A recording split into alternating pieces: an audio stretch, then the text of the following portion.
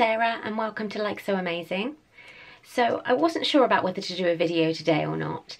I've just got home from the Sew Brum meetup, which is a meeting of lots of sewists from around the UK. Everyone meets up in Birmingham and there's lots of chatting, drinking tea and fabric shopping. What doesn't sound amazing about that? If you're interested in what I'm wearing, this is the dress I wore to Sew Brum today, and it is my By Hand London Anna dress. It had its debut outing.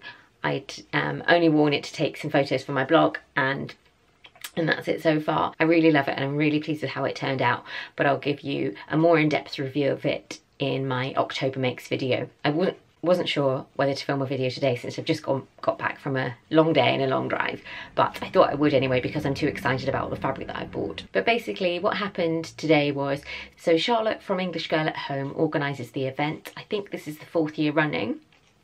I've never actually been to Sew Brum before. I've always really wanted to go and I've even put my name down for it a few times, but I've just been a bit too shy, thinking, well, I don't know anyone.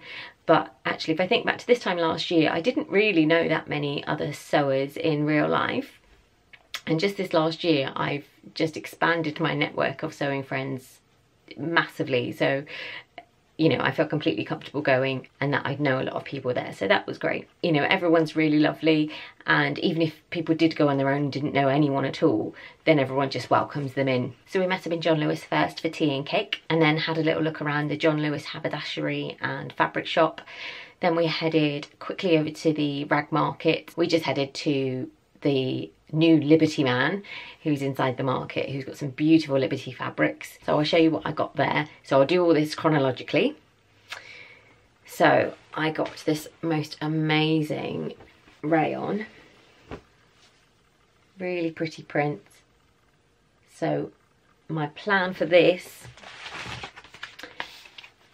is a deer and doe pattern, fumeterre maybe, I have no idea, I don't speak any French. So anyway, it's a maxi skirt, which looks amazing. So looking forward to making that one up.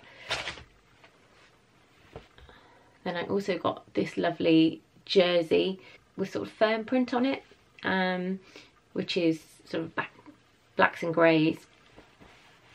Really nice and soft. And that's going to be, guess what, an Agnes. But I love that kind of thing for just sort of workwear basics. And then after the market, we headed over to Barry's, which is a huge fabric shop in Birmingham. They've got such a wide selection of everything. And my aim when I went into there was to get some coating, because I want to make the Lisette coat, which is a butterick pattern. This one here. So I managed to find this beautiful wool. It's a Melton style, but it's not actually Melton wool, in really nice charcoal grey, because I thought that actually it's going to be really wearable. I was kind of looking for a mustard colour, but I couldn't find any. And it's really nice and soft and snuggly. So I will be making that up hopefully before the end of winter if I get time. But that's one on my really excited to make list. So hopefully it will creep up the list. But I've got lots of things I have to make for certain dates.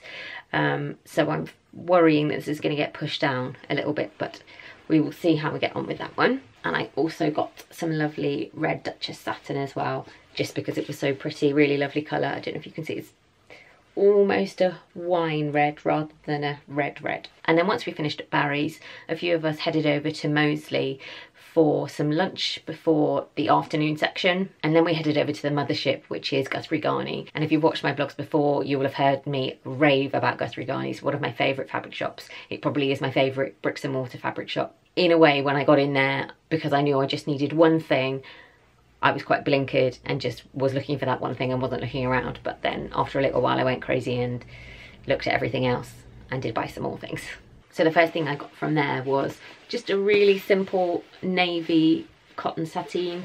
So it's got a little bit of stretch in it, and this is for a pattern that I'm testing for someone. So I won't be able to show you this for a little while, but I think that's going to make a really nice outfit.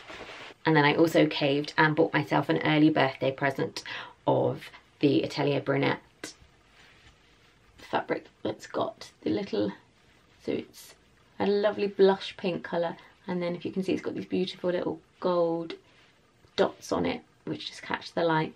So that is just going to be an Astoria sweatshirt by Seamwork. And then I also got some peach skin, and it's a really lovely petrol blue colour, softest, drapeyest fabric, and that's going to be an Ogden cami. And this again is a birthday present. So myself and Jen from Gingerthreadgirl share a birthday, so it's our birthday next weekend, and we bought each other the same fabric and we're going to make the same top in it just for a bit of sewing bonding. So yeah, Ogden cami, destined to be that, so I'm going to make that up this weekend hopefully. And then there was also a big fabric swap and pattern swap where people just bought bits of fabric that they no longer liked or needed, and you could just swap it out for something that you did like that was on the table. So I got one pattern, which is the Amelia tea dress, which is really pretty. It's got a lovely sheared waist, and I thought that would be really lovely. No idea what fabric I'm going to make that in yet, but it's nice to have that in my stash. And then I spotted this on the table as well. So that really lovely pinky colour with grey and white flowers. And if you saw my knitting and stitching show video, I picked up a really beautiful vintage blouse pattern from Till the Sun Goes Down, and I thought this would be perfect for that. Again, I might not make it up until the springtime because it's probably going to be a little bit cold for the winter. And the last thing I got at the swap was just a little length of Liberty fabric. Really love that print. So that will be useful for kind of collar bands and pockets and facings and that sort of thing. Always nice to have a bit of Liberty in your stash. So there was a big raffle there were so many prizes donated by all sorts of pattern companies, sewing magazines and fabric companies and that sort of thing. So beautiful things. Unfortunately, I didn't win anything, which was a bit sad, but I think we raised nearly £500 for the Eve appeal. So really great cause and everything. So really lovely way to spend a day amongst lots of like-minded sewists. We had such a lovely time. Absolutely exhausting.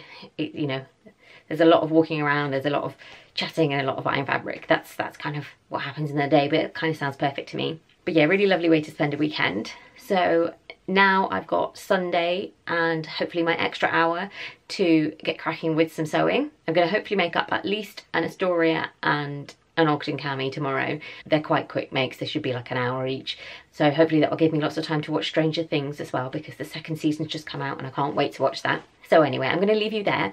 Thanks so much for watching. I'm going to be sharing my October makes in my next video, which will hopefully be next weekend if I get time to film it, but it is my birthday weekend, so I'm going to have to fit it in around other things. Thanks so much for watching. Don't forget to like and subscribe, and I'll see you on my next video. Thanks, bye bye.